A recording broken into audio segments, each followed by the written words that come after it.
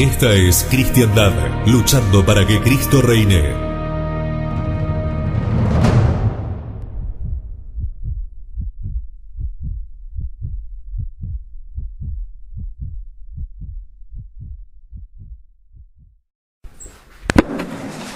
En el nombre del Padre, y del Hijo, y del Espíritu Santo. Amén. Comenzamos con este domingo entonces el tiempo del Adviento, y la Iglesia, encargada por el mismo Dios de santificarnos, estableció en el ciclo litúrgico un método de santificación cuyo fin es hacer nuestras almas semejantes a las de Jesús. Entre otras cosas, además de los sacramentos, la Iglesia se sirve de la liturgia, la celebración del santo sacrificio de la misa, las lecturas que, inspirada por el Espíritu Santo, fue adaptando para cada fiesta, para cada tiempo litúrgico, y su finalidad es justamente la de santificarnos. Y es por eso que la Iglesia celebra cada año los diferentes aniversarios de los principales sucesos de la vida del Salvador, de manera que sigamos siempre participando más y más de los efectos saludables de esos misterios. Cada fiesta trae su gracia particular, cada misterio de la vida de nuestro Señor, celebrado por la liturgia, trae su gracia particular. Y por eso cada tiempo litúrgico representa una fase de la vida de Jesús y nos trae consigo las gracias particulares, especiales de ese período. Importa entonces y mucho conocer cuál es el espíritu peculiar que caracteriza a cada tiempo. Y entonces también buscar en nuestra alma las disposiciones debidas para aprovecharnos de la eficacia de la liturgia en cada tiempo litúrgico. Y así a lo largo del año, ese año litúrgico es como un compendio de la vida de Jesús y se divide en dos ciclos, lo sabemos, el ciclo de Navidad y el ciclo de Pascua. La existencia de Jesús como hombre, su paso aquí por la tierra, tuvo un comienzo, es su venida a la tierra, su nacimiento en Belén, pero esta primera venida tendrá su complemento, su continuación magníficos en su vuelta gloriosa al fin de los tiempos. Y no se entiende entonces su primera venida sino a la luz de la segunda venida. No es extraño, pues, que la liturgia haya pensado en acercar estos dos sucesos de la vida del Señor. El primero en humildad, el segundo magnífico, lleno de gloria.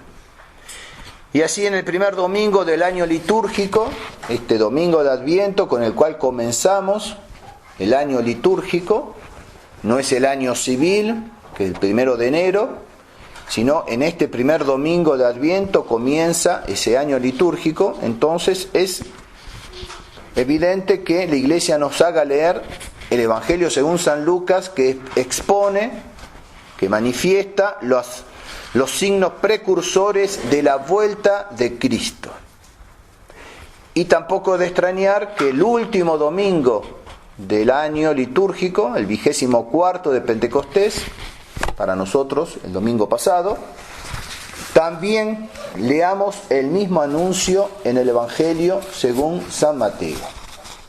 Es decir, que la Iglesia, por medio de su liturgia, comienza el año litúrgico con la mirada puesta en la segunda venida de nuestro Señor y termina el año litúrgico con la mirada puesta en la segunda venida de nuestro Señor.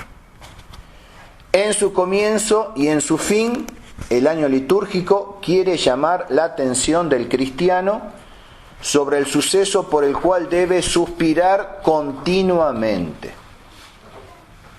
Y el domingo pasado decía que todo el tiempo de Pentecostés se ordena, se dirige hacia la segunda venida de nuestro Señor. Por lo tanto, para la liturgia y entonces para la iglesia, ese suceso es muy importante y quiere que nosotros tengamos la vista constantemente orientado hacia ese suceso de la vida de nuestro Señor, que será su regreso, su venida en gloria y majestad. Por eso San Pablo sintetiza ese misterio, dice, en el nombre de su aparición y de su reino. Él lo exhorta a su discípulo Timoteo, lo conjura en el nombre de su aparición y de su reino. ¿Cómo sería la prédica de San Pablo? ¿Cómo habría metido en el alma, en el corazón, en la mente de sus discípulos esta idea, que cuando tiene que conjurar a Timoteo, lo hace en el nombre de la aparición, o sea, de la segunda venida de nuestro Señor y de su reino. Lean, por ejemplo, la epístola de la misa de los santos doctores, escrita justamente por San Pablo a Timoteo, y ahí verán que en esa corta epístola, tanto al comienzo como al final, San Pablo se refiere a la segunda venida de nuestro Señor. Y la lectura de los textos litúrgicos de que la Iglesia se sirve durante las 4 semanas de Adviento, y este año por caer la Navidad en domingo tenemos el Adviento completo, completas las 4 semanas.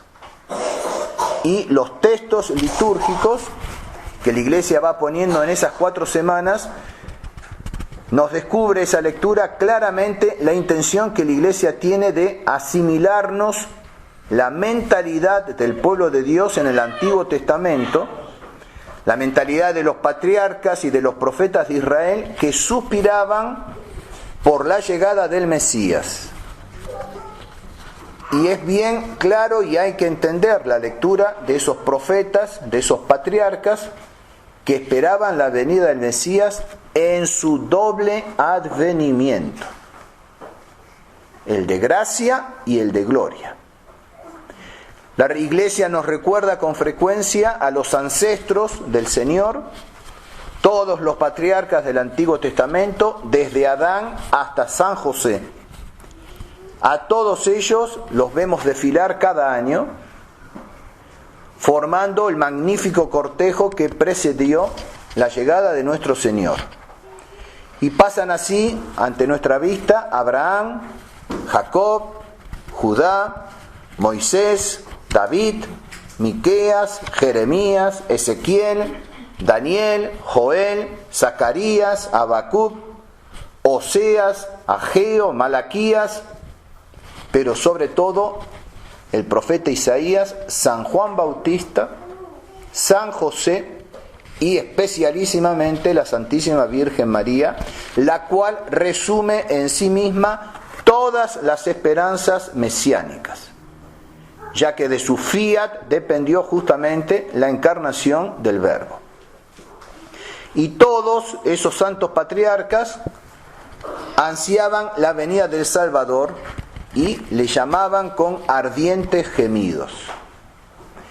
Y al recorrer las diversas partes de las misas, de los oficios del Adviento, ustedes tienen a disposición el misal solamente, si pudieran hojear el breviario, que tienen que rezar los sacerdotes todos los días, al recorrer las diferentes partes de las misas, las lecturas del breviario, uno no puede más que dejarse llevar de la impresión, de la admiración, sentirse impresionado por los continuos y apremiantes llamados de esos profetas al Mesías.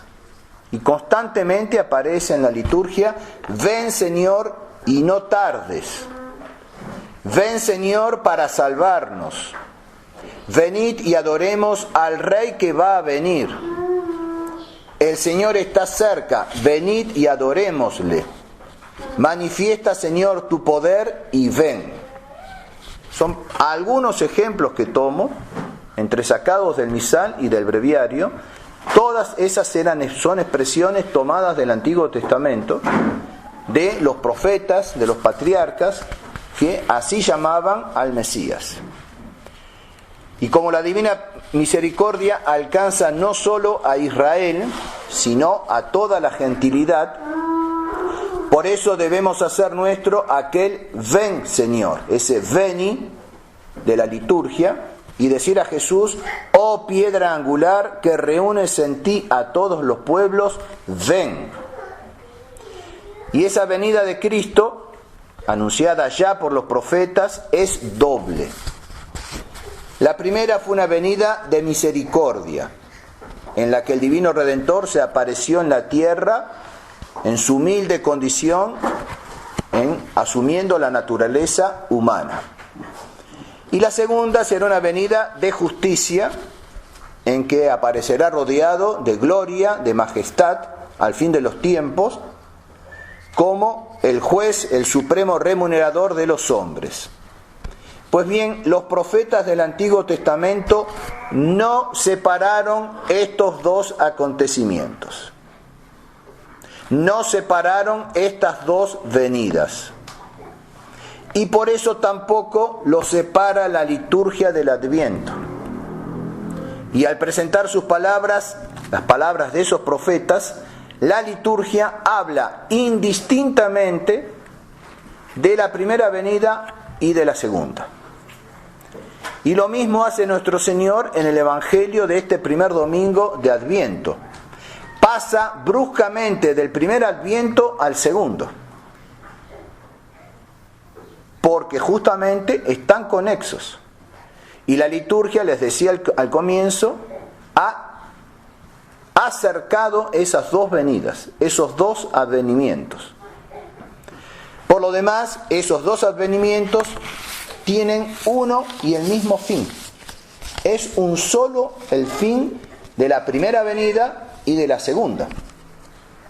Si el Hijo de Dios se ha bajado hasta nosotros en el primer advenimiento, si se ha hecho hombre, ha sido precisamente para hacernos subir a nosotros al Padre en su segundo advenimiento.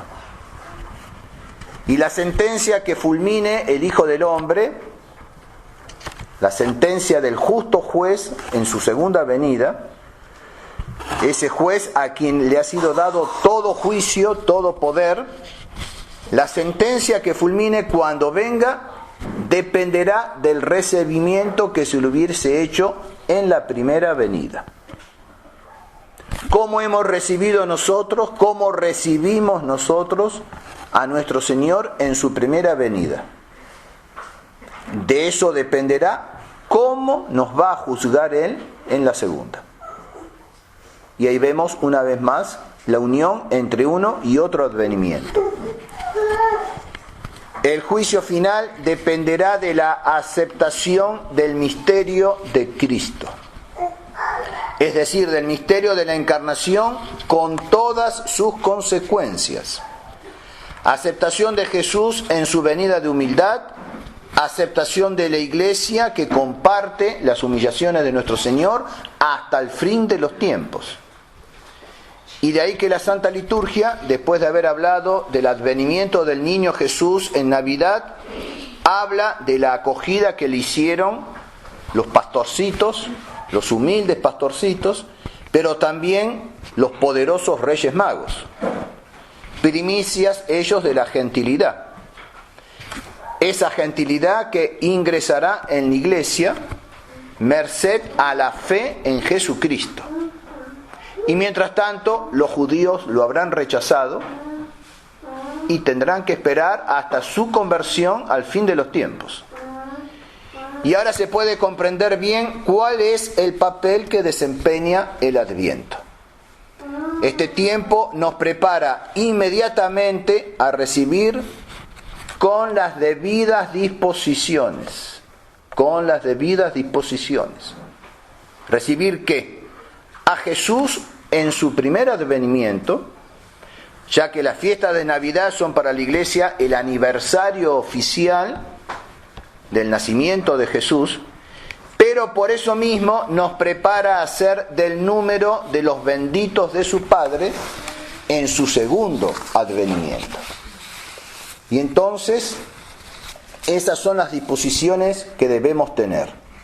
Y así la liturgia nos hace ver los dos advenimientos a la vez, para que aspiremos con la misma confianza a la llegada del niño en el pesebre, que va a nacer para nosotros por la gracia de Navidad, y también disponernos a aquella otra venida en que vendrá como juez para separarnos de los malos e introducirnos en su reino.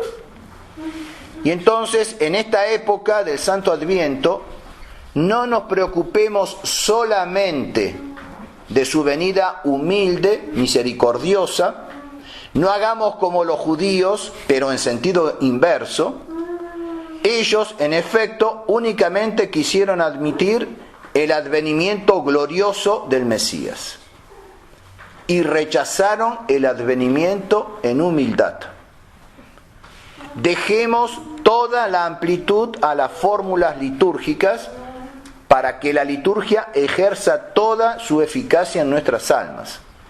Y entonces digamos con la Iglesia: Veni Domine, ven Salvador, ven Juez nuestro, líbranos ahora de nuestros pecados y llévanos un día a tu reino. Adveniat regnum tuum, venga tu reino. Y así como todos los patriarcas y como todos los profetas, debemos poner toda nuestra esperanza en nuestro Señor. A lo largo del Adviento, ya lo anuncié yo estos días, voy a volver una y otra vez sobre el tema de la esperanza. Y Dios mediante, los especiales del mes de diciembre serán sobre esa virtud teologal de la esperanza, porque insisto con que ella, junto con la virtud de fortaleza, escasean mucho hoy por hoy en los fieles. Necesitamos de la virtud de fortaleza y necesitamos de la virtud de esperanza. ¿Cuán benéfica es la liturgia en este tiempo del Adviento? ¿Por qué? Porque nos prepara, nos dispone a celebrar la Navidad de Jesús en vista de su parusía. La liturgia nos prepara para eso. Démosle toda la amplitud a la liturgia. De manera que, aprovechándonos nosotros de las gracias del Redentor, no tengamos por qué temer al juez cuando venga. Ya insistiré sobre esto, especialmente el tercer domingo de Adviento, dentro de 2 semanas. Aquel que se dispone a recibir bien al Redentor no tiene por qué temer al juez. Los que temen al juez son los que están en infracción. Lo mismo que en la vida cotidiana, en la vida civil, si uno, en una situación normal de la sociedad y por lo tanto en una situación normal de los que ejercen la autoridad y la justicia, no es el caso hoy en día, pero si uno en una situación normal vive conforme a la ley, no tiene por qué temer a la policía o a los que ejercen la justicia. En cambio hoy, como está todo invertido, los que temen a los que ejercen la justicia son los ciudadanos honrados y los malandrines la gozan, la pasan bien. Pero en una situación normal, no. Ahora bien, con nuestro Señor la situación es normal, entonces los que se comportan como corresponde, los que guardan la justicia, no tienen por qué temer al juez cuando vuelva. Y así, en ese sentido, la liturgia es benéfica porque nos prepara justamente para los 2 advientos. La Iglesia pide: haz, Señor, que recibiendo con alegría al Hijo de Dios, ahora que viene a rescatarnos, podamos también contemplarle seguros cuando venga a juzgarnos. Esa es la oración de la vigilia de Navidad. La misa del 24 durante el día, la vigilia de Navidad, nos hace pedir: haz, Señor, que recibiendo con alegría al Hijo de Dios, ahora que viene a rescatarnos, que viene a redimirnos, podamos también contemplarle seguros cuando venga a juzgarnos. En la vigilia de Navidad, la Iglesia, una vez más, identifica, une, acerca las dos venidas. Así pues, el Adviento nos predica que Jesucristo es el centro de la historia, la cual comienza con la esperanza de su venida de gracia, la cual terminará con su postrer y glorioso advenimiento. Y en el medio de la historia está nuestro Señor. Y todo gira alrededor de nuestro Señor. Y así como el Antiguo Testamento convergía todo hacia el Mesías, y así como a partir de nuestro Señor emerge todo el Nuevo Testamento también debe converger hacia la segunda venida de nuestro Señor. Y la Santa Liturgia hace desempeñar a todos los cristianos ese papel que deben juzgar respecto del plan divino. La liturgia es como un gran teatro y nosotros tenemos un papel que desempeñar en esa puesta en escena del misterio de Cristo. Y si Cristo bajó a la tierra, accediendo a los apremiantes llamamientos de los justos del Antiguo Testamento y especialmente de su Madre Santísima, así vendrá en Navidad con una nueva infusión de gracia en las almas fieles que al presente lo invocan, y bajará también un día en vista de las llamadas que le dirijan generación tras generación los que ansían su segunda venida. Y podemos decir entonces que nuestro Señor no hubiese venido en su primera venida si los patriarcas, los profetas, los santos del Antiguo Testamento no hubiesen suplicado por esa venida.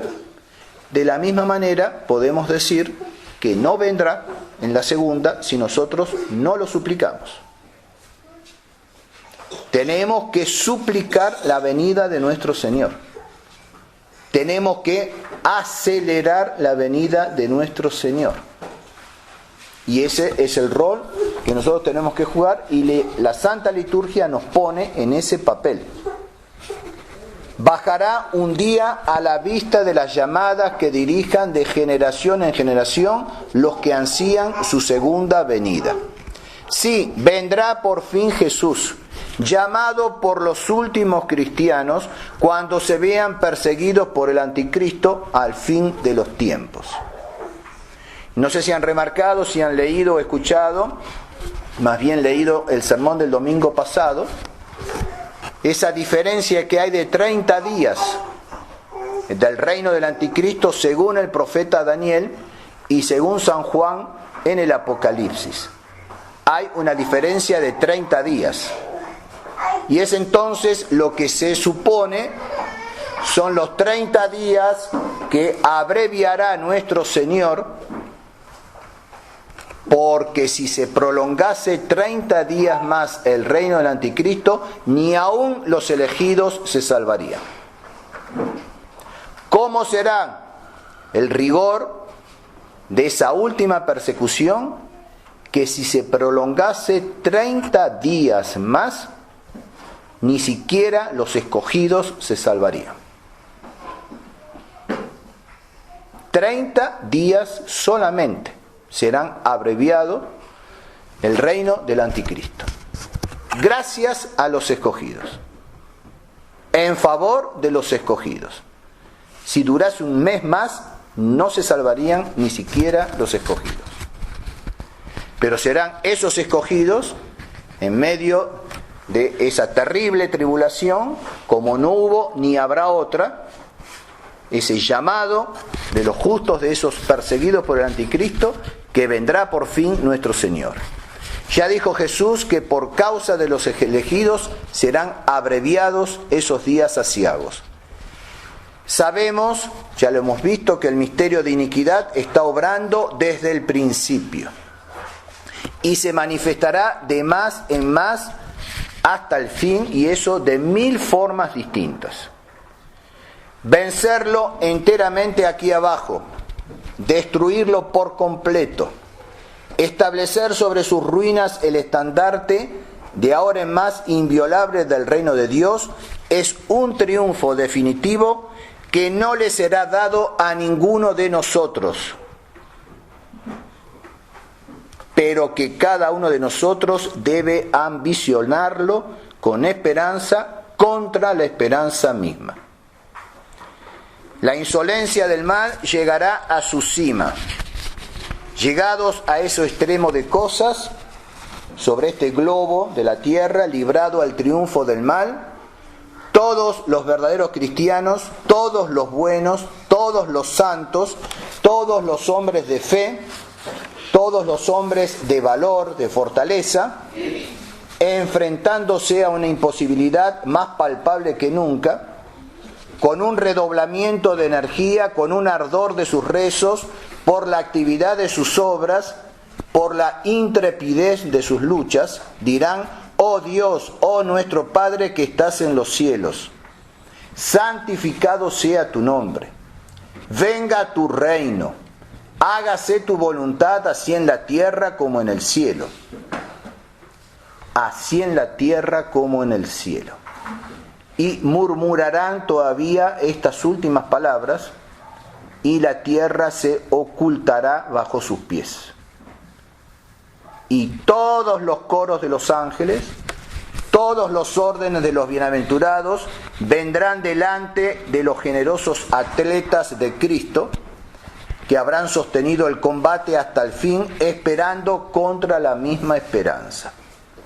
Y entonces, solamente entonces, ese ideal imposible que todos los elegidos de todos los siglos habían procurado obstinadamente, se volverá realidad por fin.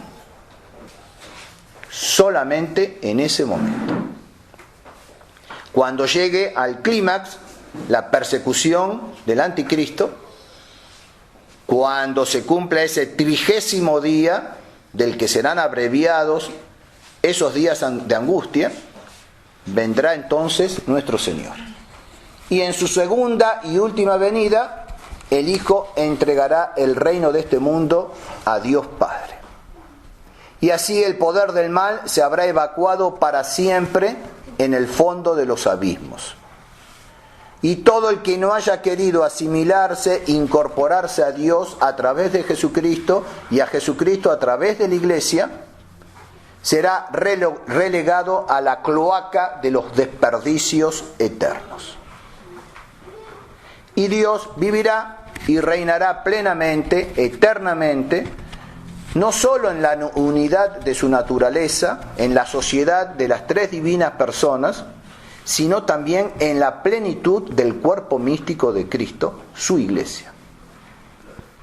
Dios reina ya desde toda la eternidad en la unidad de su sustancia, en la Trinidad de sus personas, sin haber creado nada desde toda la eternidad. Sigue reinando después de que creó, sigue reinando a pesar del pecado del hombre, y reinará también a partir de la venida de su Hijo glorioso, en la segunda venida, cuando instaure su reino y se lo entregue a su Padre. Es harto importante, pues, que el papel de la oración desempeña en el momento actual dispuesto por la providencia. La oración debe contribuir a ese doble advenimiento de nuestro Señor. Y entonces tenemos que decir: Veni Domine et noli tardare. Ven, Señor, y ya no tardes más. Y así como en su eternidad Dios escuchó de algún modo todas juntas esas súplicas, así también la Iglesia quiere en su oración litúrgica suprimir las nociones de tiempo y de espacio y hacernos contemporáneos a todas las generaciones en esa súplica respecto de la segunda venida de nuestro Señor.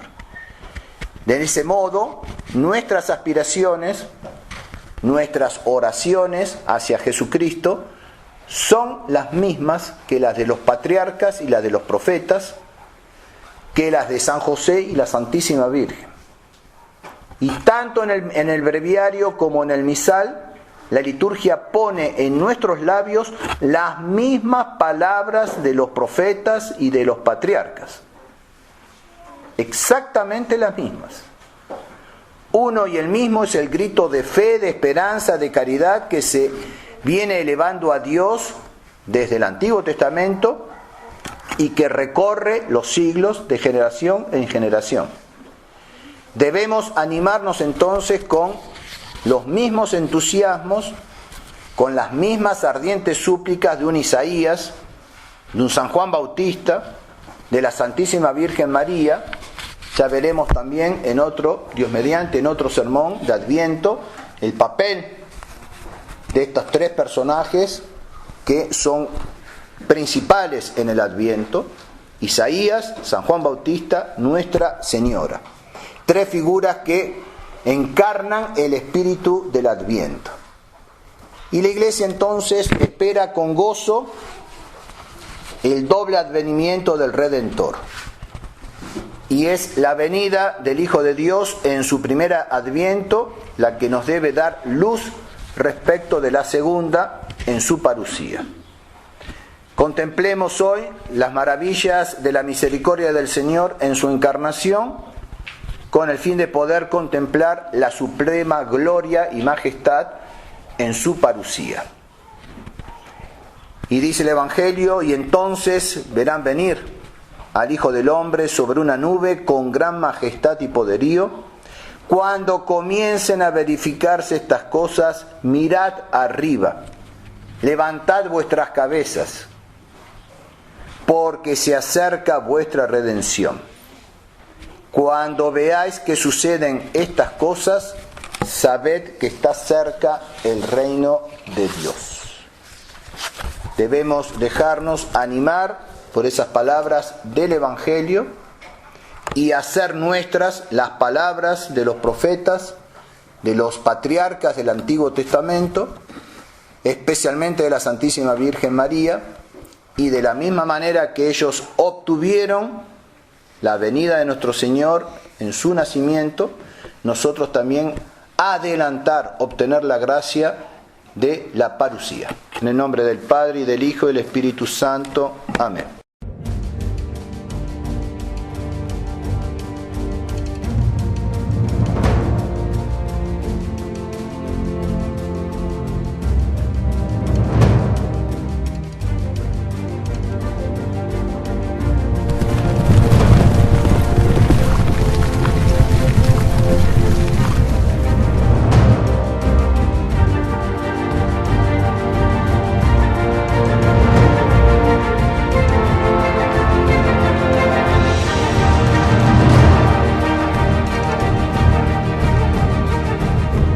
Esta es Cristiandad, luchando para que Cristo reine.